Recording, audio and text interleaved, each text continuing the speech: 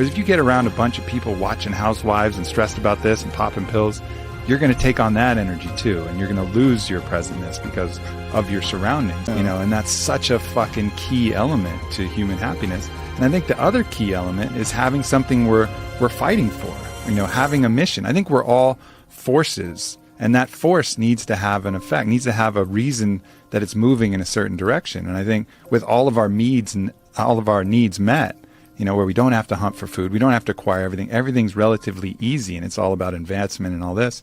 We've lost a lot of the basic mission, which was the mission to survive and procreate, you know, so, and we haven't replaced it with any other universal mission, which is, I think, one of the big allures of these things like wars and these things like creating an enemy. Well, at least then you have a mission, and when you have a mission, human beings are happy.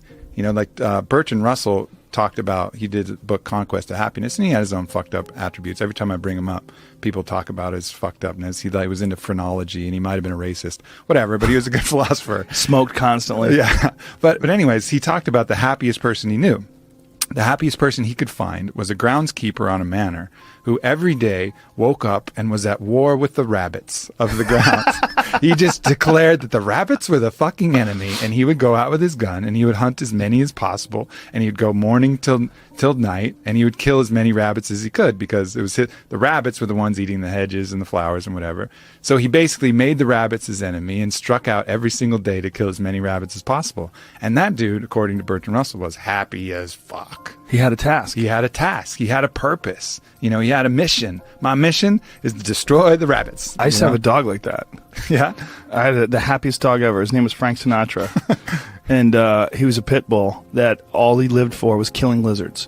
And my house, my old house, not the house I'm in now, but my old house, had this one, it's like on a hill, and there's this one wall where these lizards would run up the wall. And so Frank, I would literally let him out in the morning, and he would fucking bolt out that door. It's like, time to go to war. Like, and he would run and go look for these lizards. And he would stand there, like, Eddie Bravo would just watch it and marvel. He'd be like, fuck, man, this dog does this every day. This dog does this every day. I go, this is what he loves to do. And he would go there, and he would have his paws on the wall. And he would, and he would go crazy, and he would jump up and try to grab a lizard, and occasionally he would get one. And he'd be like, fuck yeah. And he would get one, and he would go looking for another one. He would go, and it was a pretty big yard. So he would go wandering around the yard looking for anything else that fucked up, anything else that was slipping. There was constantly, unfortunately, twice I had to take him to the hospital because he got bit by rattlesnakes. Because rattlesnakes were slipping too, apparently. He killed the rattlesnakes, but the rattlesnakes fucked him up. Yeah. He had like a water balloon growing out of the side of his head. Both of my dogs. By the way, that's a real problem if you don't have the money to pay for the serum. It's super expensive. It was several $1,000s to treat them for this rattlesnake venom, anti-venom shit. It's like, I was like, man, what if I was poor? What if... that's a whole fucked up system. Like, they inject horses with the venom, and then they like get the antibodies from the horses. It's like this archaic system. I think my friend Donald Schultz is working on, he's a big snake handler guy. He's working on ways to innovate around that, because it's kind of like a real backwards system that they have, how you get anti-venom. Well, a horse will survive, so let's just fucking sort of put the venom in there, and then we'll get the antibodies from the horse, and then, you know, it's a weird thing how they do it.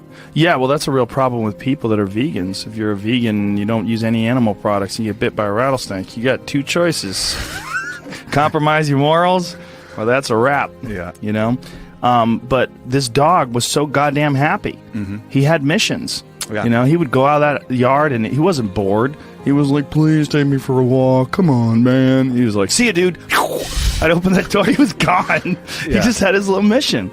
And I think you can see that in the people who are the most unhappy. They seem aimless. Yeah. They're like, what am I here for? Why am I doing this? Nothing makes sense, you know? And I've even felt it in my own life when, you know, I know what my mission here is. My mission is to expand human consciousness, to help people be happy. Like, that's really what I find my greatest purpose in. But every once in a while, I'll get this kind of like fuck people attitude. Maybe someone said some fucked up shit, and I'm like, man, people fucking suck. Fuck people.